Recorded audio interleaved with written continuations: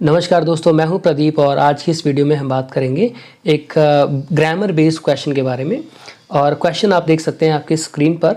यहाँ पे लिखा है कि we help one another, we help one another. तो इस क्वेश्चन में आपको करना क्या है, इस क्वेश्चन में आपको बताना है कि ये जो अंडरलाइंड वर्ड है जिसमें लिखा है कि वन अनदर, जिसे आप इसमें आपको कैटेगरी ऑफ वर्ड्स बताना है। और कैटेगरी ऑफ वर्ड्स का मतलब होता है पार्ट्स ऑफ स्पीच। जैसे कि आप सब जानते हैं कि नंबर में पार्ट्स ऑफ स्पीच 8 होते हैं। Noun, pronoun, adjective, adverb, preposition, conjunction, interjection, verb, ये सारे हमारे पार्ट्स ऑफ स्पीच होते हैं। सबसे पहले मैं आपको पार्ट्स ऑफ स्पीच या फिर कैटेगरी ऑफ वर्ड्स के बारे में कुछ बेसिक्स बताना चाहूँगा। तो हम सब जानते हैं कि किसी भी भाषा के लिए शब्दों का कलेक्शन होना बहुत ज़रूरी होता है। तो इंग्लिश लैंग्वेज के अंदर भी बहुत सारे शब्द हैं। तो वो जितने भी शब्द हैं उन सभी शब्दों को हमने 8 कैटेगरीज़ में रखा है, जिन्हें हम पार्ट्स बोलते हैं, जिन्हें हम पार्ट्स भी कहते हैं या फिर आप कैटेगरीज़ भी कह सकते हैं।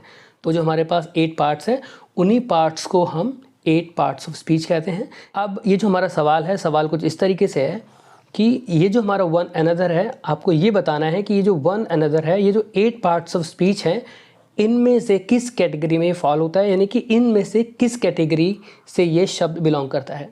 अब हम ये पता लगाने की कोशिश करते हैं कि किस तरीके से हम ये पता लगा सकते हैं कि कौन सा वर्ड किस कैटेगरी से संबंधित होता है। तो इसके लिए मैं आपको छोटी सी ट्रिक देना चाहूँगा और आशा करता हूँ कि उस ट्रिक के बाद आप इजीली किसी भी पार्ट्स ऑफ स्पीच या किसी भी कैटेगरी ऑफ वर्ड्स को आप इजीली आइडेंटिफाई कर पाएंगे। चलिए अब हम समझते हैं कि हम किस तरीके से हम अपनी पार्ट्स ऑफ स्पीच को या कैटेगरी ऑफ वर्ड्स को आइडेंटिफाई कर सकते हैं। तो हम अच्छी तरीके से जानते हैं कि एक सेंटेंस स्ट्रक्चर के 5 इंपॉर्टेंट एलिमेंट्स होते हैं। तो मैं पहले यहाँ पे केवल 3 एलिमेंट्स के बारे में बात करना चाहूँगा, क्योंकि जो आज का हमारा जो सेंटेंस है वो केवल 3 एलिमेंट्स पे बेस्ड है। तो हमें पता है कि सेंटेंस बनाने के लिए पहले सब्जेक्ट चाहिए, फिर वर्ब चाहिए और उसके बाद ऑब्जेक्ट चाहिए। अब हमें से कुछ लोगों को ये भी नहीं पता होता कि सब्जेक्ट, वर्ब, ऑब्जेक्ट एग्जैक्टली होते क्या हैं। तो सब्जेक्ट, वर्ब, ऑब्जेक्ट को आइडेंटिफाई करने का सिंपल सा तरीका है। अगर आपको अपनी वर्ब को आइडेंटिफाई करना है तो आपको अपने आप से एक सवाल पूछना है। वो सवाल ये है कि what action are you talking about, यानी वो जो सेंटेंस है उस सेंटेंस के अंदर आप किस एक्शन के बारे में बात कर रहे हैं। अगर हम ये जो हमारे पास सेंटेंस है वी हेल्प वन अनदर, अगर इस सेंटेंस के बारे में बात करें और हम ये जानने की कोशिश करें कि इसकी वर्ब क्या है, तो सबसे पहले वर्ब निकालने के लिए हमें क्या पूछना है, हमें पूछना है कि what action are you talking about या व्हाट इज़ हैपनिंग। इसमें आप किस एक्शन के बारे में बात कर रहे हैं या फिर क्या काम हो रहा है। तो यहाँ पे हम देख सकते हैं वी कोई काम नहीं है, वन अनदर ये भी कोई काम नहीं है, कोई एक्शन नहीं है। तो इसका मतलब यहाँ पे हेल्प, तो हेल्प हमारा क्या है, वो एक एक्शन है और वही हमारी वर्ब है। तो मेरे हिसाब से आपको ये समझ में आ गया होगा कि हम किस तरीके से वर्ब को आइडेंटिफाई करते हैं और वर्ब को निकाल सकते हैं। अब हम बात करते हैं कि हमारे सेंटेंस स्ट्रक्चर का जो दूसरा एलिमेंट होता है वो होता है सब्जेक्ट। सब्जेक्ट को हम कैसे आइडेंटिफाई कर सकते हैं। तो सीधी सी बात है, जब आपके पास आपकी वर्ब निकल आती है तो उस वर्ब से आपको एक सवाल पूछना होता है। तो यहाँ पे हमारे पास वर्ब आ गई है। वर्ब क्या है हमारे पास, यहाँ पे वर्ब है हेल्प। तो इस हेल्प से पूछिए, इस हेल्प से पूछिए हु, कौन, यानी कि हेल्प करता है, कौन करता है। तो जब हम वर्ब से पूछेंगे भाई ये एक्शन हो रहा है, हु यानी कि कौन कर रहा है, तो कौन के जवाब में जो भी होगा वो हमारा सब्जेक्ट आएगा। तो यहाँ पे आप देख सकते हैं, यहाँ पे हमारा जो सब्जेक्ट है वो है वी, यानी कि हम। तो हमें हमारा सब्जेक्ट भी मिल गया। तो अब हम बात कर लेते हैं कि हम अपने ऑब्जेक्ट को हम किस तरीके से आइडेंटिफाई कर सकते हैं। तो ऑब्जेक्ट को आइडेंटिफाई करने का तरीका सिंपल सा है, आप अपनी वर्ब से ही पूछिए। वर्ब से सब्जेक्ट निकालने के लिए पूछा हमने हु, यानी कि कौन कर रहा है, और अब वर्ब से ही पूछेंगे यानी हेल्प से ही पूछेंगे ऑब्जेक्ट निकालने के लिए किसे।